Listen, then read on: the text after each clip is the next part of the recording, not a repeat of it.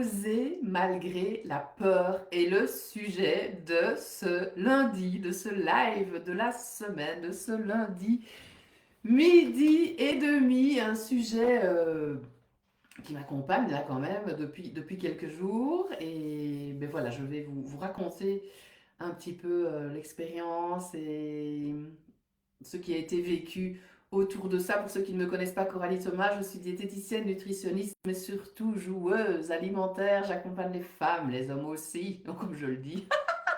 Merde. Bref, à retrouver une relation zen avec les aliments, le tout sans privation ni frustration. Je fais ça depuis 2005. Alors j'ai dit les hommes aussi parce que souvent mais pourquoi tu ne parles pas des hommes et que des femmes? Ou j'ai des hommes aussi, un peu comme pour vous dire, oui, oui, il y a aussi des hommes, mais comme il y a plus de femmes qui viennent me voir, ben, je m'adresse parfois plus aux femmes. Voilà le pourquoi.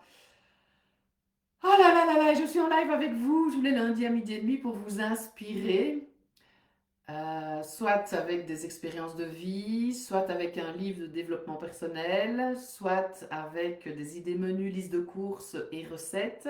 Et il y a parfois aussi des témoignages de patients de cœur ou des témoignages d'experts qui ont un lien, qui travaillent dans le bien-être. Et là, je suis quand même haute en énergie parce que c'est quand même impressionnant ce qui se passe. Enfin, n'oubliez pas, je vous dis un jour n'est pas l'autre, mais là je surfe à chaque fois pour les lives, évidemment sur ce qui se passe là maintenant dans ma vie pour vous inspirer. Je crois qu'on a compris, Coralie, oui. Oui, oui, oui. Et c'est oser malgré la peur. Oui, on a compris aussi, tu l'as déjà dit. Oui, oui, oui, oui, je sais, mais la répétition fait partie du processus, fait partie du changement, fait partie de la transformation. Vraiment, vraiment, oser malgré la peur. Enfin, déjà rien que cette phrase, oser malgré la peur. Parce que je vous assure que la peur, on aura toujours des peurs en fait.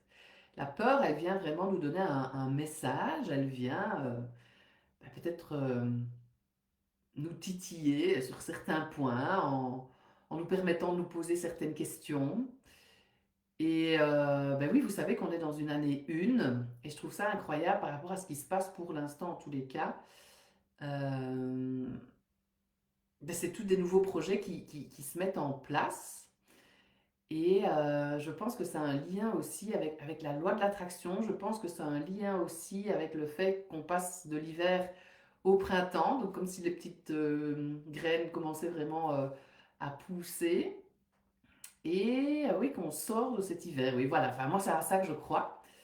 Et j'utilise tout ça dans mes accompagnements. Et donc, ce qui a été vécu, ben, par exemple, j'ai une amie, ça fait des années qu'elle parle de changer de maison. Et là maintenant, ben voilà, l'offre a été acceptée et elle va changer de maison. Alors je vous dis ça comme un truc, ben oui, ok, d'accord, elle va changer de maison. Mais c'est juste, si on a toute l'histoire, vous voyez bien aussi, vous, quand vous effectuez des changements, ça se fait pas du jour au lendemain, c'est des questionnements encore une fois, et puis il faut arriver à surfer en fait sur les émotions qui sont créées par l'événement qu'on est en train de créer nous-mêmes en même temps. Mais ça peut parfois nous freiner, nous bloquer, etc. jusqu'au moment où, si l'objectif est juste, ben généralement, il y a quand même des choses qui se mettent en place. Il y a l'univers qui répond à la demande. Alors, c'est pas que la magie et que l'univers, c'est les actions aussi. Mais je pense que l'univers nous soutient quand même bien. Il y a des actions aussi, évidemment, que nous mettons en pratique. Donc ça, c'était déjà énorme ce matin de recevoir ça. Ça y est, notre offre est acceptée. Enfin, je trouvais ça vraiment très beau. Puis ça continue, en fait, par une autre amie aussi qui a un projet de cœur. Et là aussi, ben, on sent, c'est pas encore concrétisé clairement, mais on sent qu'il y a plusieurs événements qui arrivent comme ça sur le chemin et qui vont pile poil dans le sens de l'objectif de cœur de mon ami. Et puis ça continue avec une patiente qui m'envoie un message sur Messenger et qui dit suite au rendez-vous dernier avec vous, ben, je vous partage le fait que j'ai été choisie, c'est moi qui ai le poste. Et là, je vais aller un peu plus dans les détails parce que c'est une patiente qui vient donc la dernière fois et qui est vraiment accablé par ses peurs, par ses pensées qui imaginent des choses, des pensées qui dramatise, qui imagine aussi l'échec, qui imagine le fait qu'elle ne va pas être prise, qu'elle va vraiment mal le prendre, que ça va être vraiment dur pour elle, qu'elle comprendra pas, et on sent que ça l'a stressée aussi depuis quelques temps, et donc que ça perturbe son comportement alimentaire. Et que tout ça, ben, c'est des réalités, mais ce sont des imaginations, ce sont nos pensées qui s'imaginent et qui partent dans des peurs et des oui, mais si jamais, oui, mais t'imagines, oui, et qui font que ça peut nous bloquer dans un projet de cœur. Hello à ceux qui arrivent, merci d'être là, mettez-moi des petits cœurs, des petits j'aime, posez-moi vos questions. Et là, le sujet c'est vraiment d'oser malgré la peur. C'est un sujet vraiment passionnant parce que moi, pour moi aussi, je le mets en place. Et si on s'arrête à la peur, sérieusement, on ne fait pas grand-chose, hein, clairement. Mais nous sommes dans une société de la peur. Hein. Il suffit de regarder les médias. Moi, je ne les regarde plus. Hein, ça fait quand même plus de 20 ans. Plus de 20 ans. En tous les cas, bien 15, 10 ans, 10, 15 ans. Plus de 10 ans que j'ai plus de TV. Enfin, il y a un moment. Et on est toujours au courant hein, de l'actualité. Ne vous inquiétez pas. Il y a les réseaux, il y a les voisins, il y a les amis, il y a la famille. On n'est jamais vraiment coupé des médias et de ce qui peut se passer. Oui, je me coiffe toujours quand je fais un petit lave. Parce que je me vois. Hein, je suis juste là direct devant moi. C'est un peu bizarre. Bref, je reviens à cette patiente, donc qui, à la consultation précédente, était partie dans des peurs, des questionnements, et au cas où, et c'est normal, je pense que c'est humain, mais et quand on s'accroche à ça, ben, effectivement, ça peut engendrer vraiment des émotions difficiles, parce que c'est nos pensées qui engendrent nos émotions. Je répète, c'est nos pensées qui engendrent nos émotions, et c'est souvent nos émotions qui créent les états physiques, donc les douleurs, etc., ou ce qu'on ressent dans notre corps. Donc si on arrive à se rendre compte de ces pensées, à décider de les entretenir ou pas, ce sont des choix, mais souvent moi je vous invite à revenir vraiment dans la réalité de ce qui est. Surtout que cette patiente, elle avait vraiment mis tout en place pour y arriver. Elle ne pouvait plus rien faire, tout était fait. C'est comme mon amie qui a mis son offre, elle ne pouvait plus rien faire d'autre. Elle avait tout mis en place. Alors maintenant, c'est pas parce qu'on met tout en place que ça va toujours fonctionner. C'est peut-être pas le moment, il y a peut-être des machins qui font que. Mais en tous les cas, quand l'objectif est profondément ancré, quand on sent que ça vient du cœur, quand on sent que c'est juste, ça arrive toujours. Enfin, moi, je le remarque chez moi, chez les patients, et dans mon cercle privé aussi. Quand l'objectif est juste, quand c'est un objectif de cœur, ça fonctionne toujours. Maintenant, si on s'arrête à la peur, ben ouais, ça va peut-être pas fonctionner, quoi. Il faut continuer avec détermination, avec courage, avec envie, et se dire que la vie c'est comme ça, c'est des hauts, c'est des bas, qu'il y aura des bâtons dans les roues pour arriver à l'objectif, que ça va pas arriver en claquant des doigts. Que c'est comme toutes les personnes qui ont réussi ou qui ont créé des belles choses, ou tous les sportifs de haut niveau aussi. Ils n'ont pas gagné dans leur discipline en claquant des doigts. Ils se sont entraînés, ils ont mis des actions en place, ça dure depuis des années. Parce que quand on a un objectif aussi de cœur comme ça à l'intérieur de nous, on ne sait pas quand ni comment on va y arriver, mais on y arrivera. On ne sait pas quand ni comment. Ça, je répète aussi. Quand on a un objectif à l'intérieur de nous, un objectif de cœur, on ne sait pas quand ni comment on va y arriver. Mais si l'objectif est juste, ça fonctionne toujours. Et donc cette patiente voulait célébrer avec moi le fait qu'elle a été choisie. Donc c'est elle qui a eu le poste. Donc je vais vraiment bien rappeler, vous imaginez tout ce qu'on a pu s'imaginer et qui n'est pas arrivé. Alors parfois on s'imagine le pire aussi pour le au cas où. Ouais, mais je l'avais dit que j'allais pas être pris, je le savais. C'est un peu une façon de se préserver ou de se préparer au pire. Mais parfois je trouve qu'on peut comme ça se mettre aussi des bâtons dans les roues. Donc je l'ai vraiment invité à oser en fait faire des échecs, faire des erreurs, ce que j'allais dire. Ça me fait penser au régime. Vous voyez tous les régimes que vous avez peut-être testés, bah, ça n'a peut-être pas fonctionné, mais il faut quand même essayer aussi d'apprendre de nos erreurs. Et à un moment on arrête quoi. Il faudrait peut-être essayer de trouver plutôt autre chose, puisqu'on a testé, de toute façon ça fonctionne pas. Plus on fait régime, plus on prend du poids. Donc c'est là que je rebondis encore une fois sur une autre personne qui est venue ce matin à 11h15 pour un appel découverte et qui veut vraiment sortir de ce mode régime. On n'avait pas mis ce mot-là, mais bon bref, on est quand même dans un mode régime. Et qui à la fin a osé se dire oui. malgré les peurs. Et ça, chaque fois quand une patiente moi, se dit oui pour un accompagnement 6 mois, on a encore eu un peu les larmes aux yeux, etc.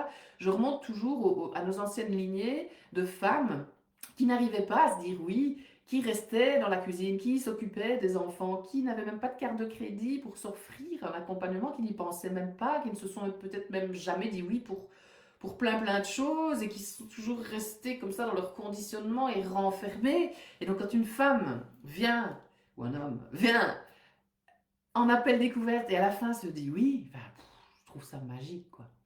Et donc là, il y a une patiente qui s'est dit oui pour l'accompagnement de 6 mois, je trouvais ça magnifique.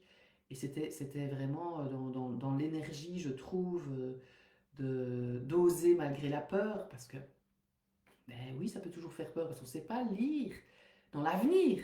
On ne sait pas ce qui va se passer.